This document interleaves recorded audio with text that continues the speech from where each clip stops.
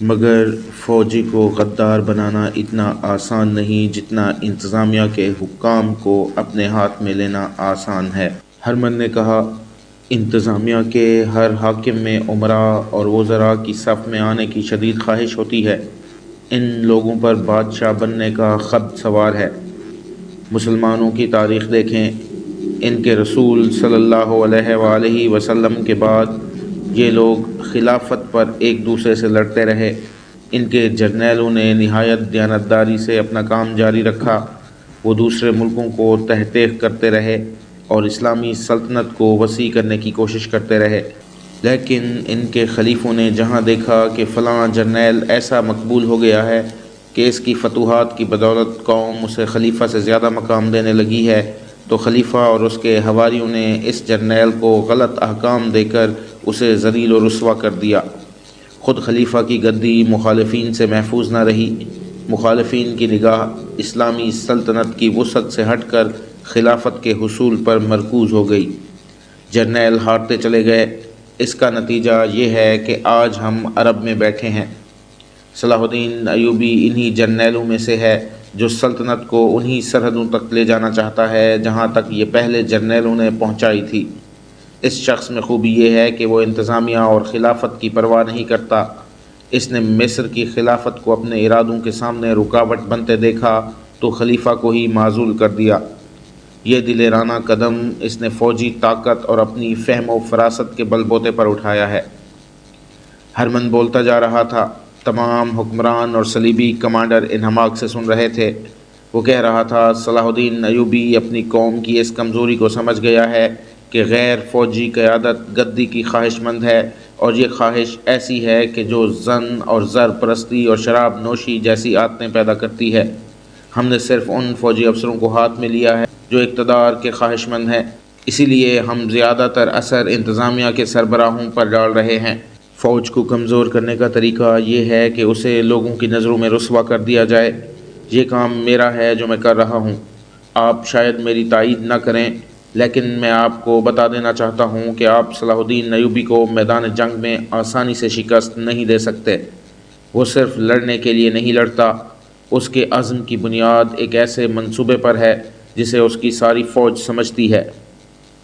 اس کی بنیادی خوبی یہ ہے کہ وہ اپنے خلیفہ سے یا غیر فوجی قیادت سے حکم نہیں لیتا۔ وہ کٹر مسلمان ہے۔ وہ کہتا ہے کہ میں خدا اور قرآن پاک سے حکم لیتا ہوں۔ میرے جو جاسوس بغداد میں ہیں انہوں نے اطلاع دی ہے کہ صلاح الدین ایوبی نے نور الدین زنگی کو ساتھ ملا کر یہاں سے انقلابی تجاویز بھیجی ہیں جن پر عمل درآمد شروع ہو گیا ہے۔ ایک یہ ہے کہ امیر العلماء سے یہ فتویٰ صادر کرایا گیا ہے کہ خلافت صرف ایک ہی ہوگی اور یہ بغداد کی خلافت ہوگی۔ یہ خلافت دوسرے ممالک کے متعلق احکام نافذ کرنے اور سمجھوتوں کی بات چیت کرنے سے پہلے اعلیٰ فوجی قیادت سے منظوری لے گی۔ جنگی امور فوجی حکام کے ہاتھ میں ہوں گے۔ خلیفہ دور دراز علاقوں میں لڑنے والے جرنیلوں کو کوئی حکم نہیں بھیج سکتا۔ تیسرے یہ کہ خلیفہ کا نام خطبے میں نہیں لیا جائے گا، اور خلافت کا اثر و رسوخ ختم کرنے کے لیے صلاح الدین ایوبی نے حکم جاری کرا دیا ہے کہ خلیفہ یا اس کے نائب یا کوئی کلادار وغیرہ جب دورے وغیرہ کے لیے باہر نکلیں گے تو لوگوں کو راستے میں کھڑے ہونے، نعرے لگانے اور سلام کرنے کی اجازت نہیں ہوگی۔ صلاح الدین ایوبی نے سب سے اہم کام یہ کیا ہے کہ سنی شیعہ تفرقہ مٹا دیا ہے۔ ہرمن نے کہا، اس نے شیعوں کو فوج اور انتظامیہ میں پوری نمائندگی دے دی ہے اور نہایت پر اثر طریقوں سے شیعہ علماء کو قائل کر لیا ہے کہ وہ ایسی رسمیں ترک کر دیں جو اسلام کے منافی ہیں۔ صلاح الدین ایوبی کے یہ انقلابی اقدامات ہمارے لیے نقصان دہ ہیں۔ ہم مسلمانوں کی انہی خامیوں کو استعمال کرنا چاہتے ہیں۔ اب ہماری کوشش یہ ہونی چاہیے، جو دراصل جاری ہے، کہ مسلمانوں کی انتظامی قیادت کو صلاح الدین ایوبی اور اس کی فوج کے خلاف کیا جائے۔ صرف آج نہیں، ہمیشہ کے لیے۔ فلپ آگسٹس جو مسلمانوں کا کٹر دشمن تھا بولا، ہماری عداوت صرف صلاح الدین ایوبی سے نہیں، ہماری جنگ اسلام کے خلاف ہے۔ ہماری کوشش یہ ہونی چاہیے کہ ایوبی مر جائے تو یہ قوم کوئی دوسرا ایوبی پیدا نہ کر سکے۔ اس قوم کو عقیدوں، غلط اور بے بنیاد عقیدوں کے ہتھیاروں سے مارو، ان میں بادشاہ بننے کا جنون طاری کر دو، انہیں عیاش بنا دو اور ایسی روایات پیدا کر دو کہ یہ لوگ خلافت کی گدی پر آپس میں لڑتے رہیں۔ پھر اس خلافت کو اس کی فوج پر سوار کر دو۔ میں یقین کے ساتھ کہتا ہوں کہ یہ قوم ایک نہ ایک دن صلیب کی غلام ہو جائے گی۔ اس کا تمدن اور اس کا مذہب صلیب کے رنگ میں رنگا ہوا ہوگا۔ وہ بادشاہی اور خلافت کے حصول کے لیے آپس میں دست و گریباں ہوں گے اور اپنے مخالفین کو دبانے کے لیے ہم سے مدد مانگیں گے۔ اس وقت ہم میں سے کوئی بھی زندہ نہ ہوگا۔ ہماری روحیں دیکھیں گی کہ میں نے جو پیشین گوئی کی ہے وہ حرف بحرف سچ ثابت ہوئی ہے۔ اسلام کی جڑیں کھوکھلی کرنے کے لیے یہودی تمہیں اپنی لڑکیاں پیش کر رہے ہیں، انہیں استعمال کرو۔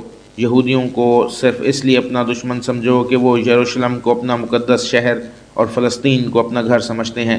انہیں کہو کہ فلسطین تمہارا ہے، آخر میں یہ خطہ ہم تم کو ہی دے دیں گے، ابھی ہمارا ساتھ دو۔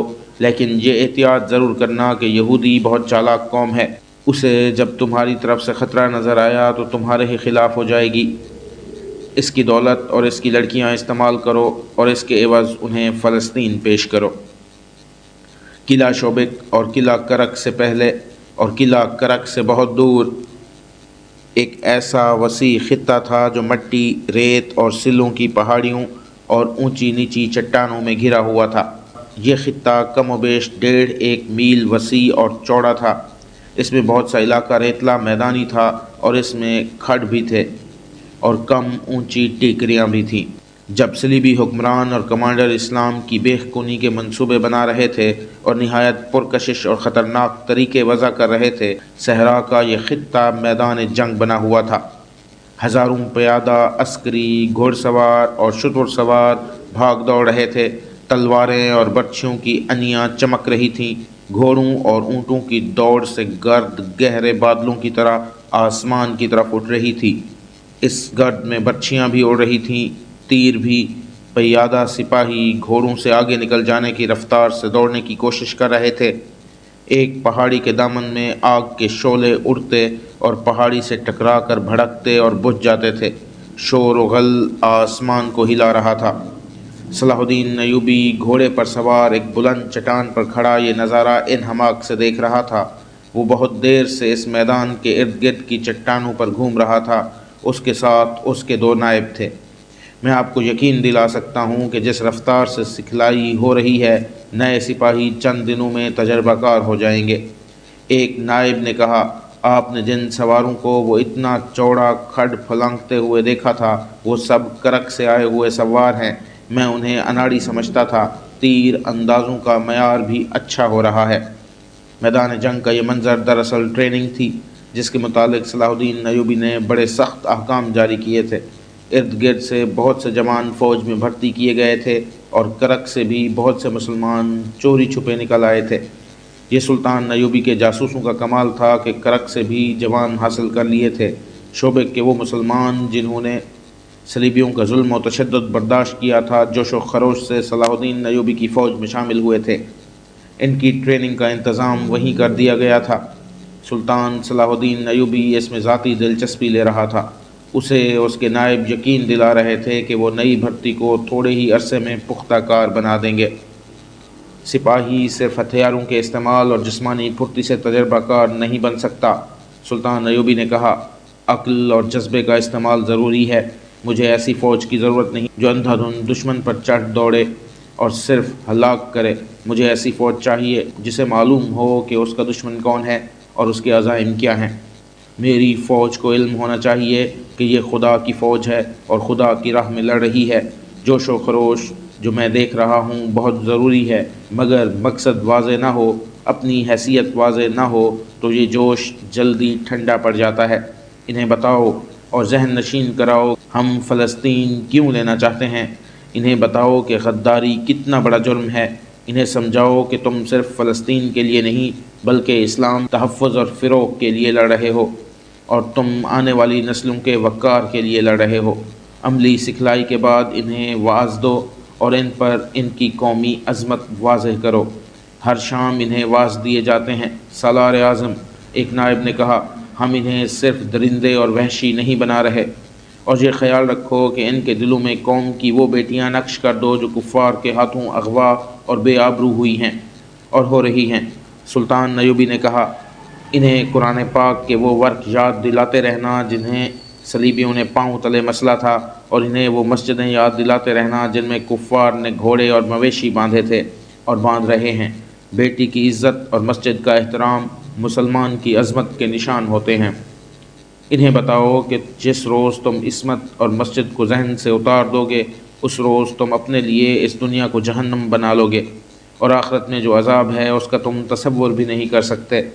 پہاڑیوں پر جو 2-2 4-4 سپاہی گھوم رہے تھے وہ پہرہ دار تھے۔ صلیبیوں کے جوابی حملے کا خطرہ موجود تھا، دور آگے تک فوج موجود تھی، پھر بھی ٹریننگ کے اس علاقے کے گرد پہرے کی ضرورت تھی۔ ان پہرہ داروں میں سے 2 ایک چوٹی پر جا رہے تھے، وہ رک گئے۔ انہیں نیچے ایک ٹیکری پر صلاح الدین ایوبی کھڑا نظر آ رہا تھا، ان کی طرف اس کی پیٹھ تھی، فاصلہ 200-250 گز تھا۔ ایک پہرہ دار نے کہا، کم بخت کی پوری پیٹھ ہمارے سامنے ہے، اگر یہاں سے تیر چلاؤں تو اس کے دل کے پار کر سکتا ہوں، کیا خیال ہے؟ پھر بھاگ کر کہاں جاؤ گے؟ اس کے ساتھی نے پوچھا۔ ہاں، دوسرے نے کہا، تم ٹھیک کہتے ہو، اگر یہ لوگ ہمیں پکڑ کر جان سے مار ڈالیں تو کوئی بات نہیں، وہ زندہ پکڑ کر ایسے شکنجے میں جکڑیں گے کہ ہمیں اپنے تمام ساتھیوں کے نام بتانے پڑیں گے۔ یہ کام اس کے محافظوں کو کرنے دو۔ اس کے ساتھی نے کہا، اگر صلاح الدین ایوبی کو قتل کرنا اتنا آسان ہوتا تو یہ اب تک زندہ نہ ہوتا، یہ کام اب ہو جانا چاہیے۔ دوسرے نے کہا، سنا ہے فاطمی کہتے ہیں کہ تم کچھ کیے بغیر ہم سے منہ مانگی رقم لیتے جا رہے ہو، مجھے امید ہے کہ یہ کام جلدی ہو جائے گا۔ اس کے ساتھی نے کہا، سنا تھا کہ حشیشین بہت دلیر ہیں، قتل کرنے کے لیے جان پر کھیل جاتے ہیں، ابھی تک انہوں نے کچھ کر کے تو نہیں دکھایا۔ میں یہ بھی جانتا ہوں کہ ایوبی کے محافظ دستے میں 3 حشیشین ہیں، یہ تو ان کا کمال ہے کہ محافظ دستے تک پہنچ گئے ہیں اور کسی کو ان کی اصلیت کا علم نہیں ہوا، مگر وہ قتل کب کریں گے؟ کم بخت ڈرتے ہیں۔ وہ باتیں کرتے آگے چلے گئے۔ مورخین لکھتے ہیں کہ مصر سے صلاح الدین ایوبی کی غیر حاضری سے وہاں مخالفین کی زمیں دوست سرگرمیاں ابھر آئیں تو صورتحال ایسی پیدا کر دی گئی جسے صرف معجزہ سنبھال سکتا تھا۔ یہ ایک سازش تھی جو فاطمی خلافت کی معزولی اور تخریب کاروں کی گرفتاری کے بعد بظاہر دب گئی تھی، لیکن راکھ میں دبی ہوئی چنگاری کی طرح دہکتی رہی تھی۔ اس کی پشت پناہی کرنے والے صلیبی تھے اور اسے عملی جامہ پہنانے والے وہ مسلمان زعماء تھے جن پر سلطان ایوبی کو بھروسہ تھا۔ صلیبیوں نے یہودی لڑکیاں حاصل کر لی تھیں جو عرب اور مصر کی زبان روانی سے بولتی اور اپنے آپ کو ہر رنگ میں ڈھال سکتی تھیں۔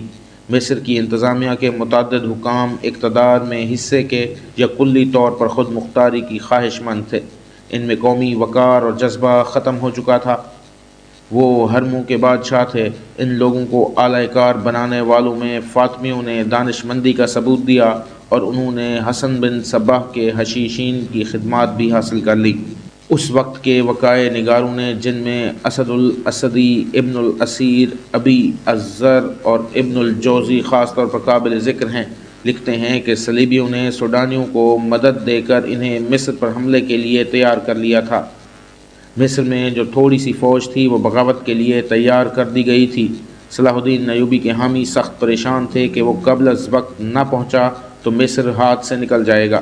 ان وقائع نگاروں اور 2 اور گمنام کاتبوں کی غیر مطبوعہ تحریروں سے ایک کہانی کی کڑیاں ملتی ہیں۔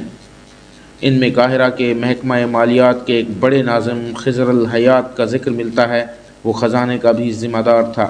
دوسرے علاقوں کے جزیے اور تاوان وغیرہ کی رقمیں، زکوٰۃ، سزا کے طور پر وصول ہونے والے جرمانے، عطیات اور نظامت مصر کا تمام تر حساب کتاب اور پیسہ مالیات کے محکمے میں آتا اور خرچ ہوتا تھا۔ یہ بڑا اہم اور نازک محکمہ تھا، اس کے ناظم کا قابل اعتماد ہونا بہت ضروری تھا۔ یہ سلطان صلاح الدین ایوبی کی خوش نصیبی تھی کہ ناظم خضر الحیات دیندار مسلمان تھا۔ ایک رات وہ باہر سے آیا، گھر میں داخل ہوا تو اندھیرے کو چیرتا ہوا ایک تیر آیا جو خضر الحیات کی پیٹھ میں اترا اور دل تک پہنچا۔ اس کی کربناک آواز سن کر ملازم باہر آیا، پھر گھر کے افراد باہر آئے۔ مشعل کی روشنی میں خضر کو اوندھے منہ پڑے دیکھا۔ اتفاق سے کسی نے دیکھ لیا کہ خضر کے دائیں ہاتھ کی انگلی زمین پر تھی اور مٹی پر اس انگلی سے اس نے کچھ لکھا تھا۔ وہ مر چکا تھا۔ زمین پر اس نے انگلی سے لکھا، مصلح ہے پوری نہیں ہوئی تھی۔ اس حرف کی گولائی کے نصف میں جا کر اس کی جان نکل گئی ہوگی۔ لاش اٹھا لی گئی اور اس لفظ کو محفوظ رکھا گیا۔ ایک آدمی کو کوتوال غیاث بلبیس کو بلانے دوڑا دیا گیا۔ یہی کہا جا سکتا ہے کہ خضر نے مرتے مرتے مٹی پر اپنے قاتل کا نام لکھا ہے۔ غیاث بلبیس کوتوال بھی تھا اور مصر کی تمام تر پولیس کا حاکم اعلیٰ بھی۔ یہ بھی صلاح الدین ایوبی کا قابل اعتماد حاکم تھا۔ علی بن سفیان کی طرح شہری جرائم کا ماہر سراغ رساں تھا۔ بلبیس نے آتے ہی زمین پر لکھے ہوئے لفظ مصلح کو غور سے دیکھا۔ اتنے میں شہر کا نائب ناظم مصلح الدین خضر کے قتل کی خبر سن کر آ گیا۔ بلبیس نے اسے دیکھتے ہی زمین پر پاؤں رگڑ کر مصلح کا لفظ مٹا دیا۔ مصلح الدین چونکہ شہر کا نائب تھا اس لیے کوتوالی کا محکمہ اس کے ماتحت تھا۔ اس نے بلبیس کو حکم کے لہجے میں کہا، قاتل کا سراغ صبح سے پہلے مل جانا چاہیے، میں زیادہ انتظار نہیں کروں گا۔ بلبیس نے اسے یقین دلایا کہ قاتل کو جلدی پکڑ لیا جائے گا۔ وہ وہاں سے چلا گیا۔ رات کو ہی بلبیس نے خضر الحیات کے نائب معاون اور اس کے دفتر اور اس کے افراد کو بلا لیا جو مقتول کے قریب رہتے تھے اور بتا سکتے تھے کہ قتل کے روز ان کی سرگرمیاں کیا رہیں۔ ان لوگوں سے اسے پتہ چلا کہ آج شہری انتظامیہ کے حکام اعلیٰ کا ایک اجلاس تھا جس میں فوج کا کوئی نمائندہ نہیں تھا۔ خضر کا نائب اس کی مدد کے لیے اجلاس میں شریک تھا۔ اجلاس میں مالیات کے سلسلے میں فوج کے اخراجات زیر بحث آئے تو خضر نے کہا کہ مصر میں بعض اخراجات روکنے پڑیں گے کیونکہ امیر مصر صلاح الدین ایوبی نے شوبک میں بہت سی فوج بھرتی کی ہے جس کے لیے کثیر رقم کی ضرورت ہے۔ نائب ناظم مصلح الدین نے اس کی مخالفت کی اور کہا کہ فوج کے اخراجات غیر ضروری ہیں۔ مزید فوج بھرتی کرنے کی بجائے ہمیں توجہ اس فوج کے مسائل کی طرف دینی چاہیے جو پہلے ہی ہمارے لیے ایک مہنگا مسئلہ بنی ہوئی ہے۔ اس نے بتایا کہ مصر میں جو فوج ہے اس میں بے اطمینانی اور بدامنی پائی جاتی ہے۔ شوبک سے جو مال غنیمت ہاتھ آیا ہے اس میں اس فوج کے لیے کوئی حصہ نہیں بھیجا گیا۔ خضر الحیات نے کہا، کیا آپ کو معلوم نہیں کہ امیر مصر نے مال غنیمت تقسیم کرنے کی بدعت ختم کر دی ہے؟ یہ نہایت اچھا فیصلہ ہے۔ مال غنیمت کے لالچ سے لڑنے والی فوج کا کوئی قومی جذبہ اور مذہبی نظریہ نہیں ہوتا۔ آج کی قسط اختتام کو پہنچی۔ اگلی اقساط کے لیے دیکھتے رہیے ہمارا چینل داستان سرائے۔ شکریہ۔